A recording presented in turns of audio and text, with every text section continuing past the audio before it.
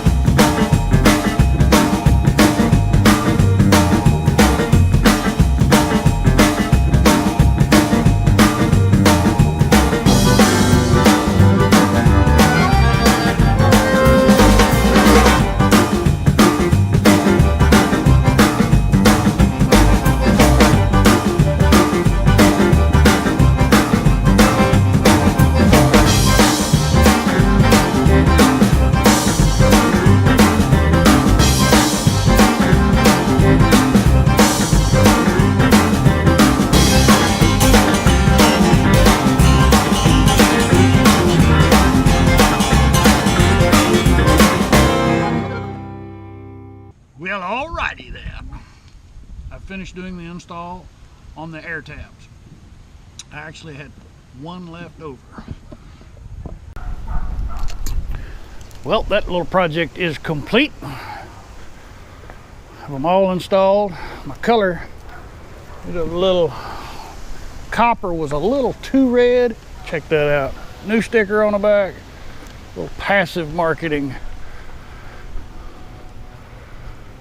But, you know, it's better than being white. I had to do some weird stuff on the roof. Here, let's climb up here and I'll show you. Because of the way I have this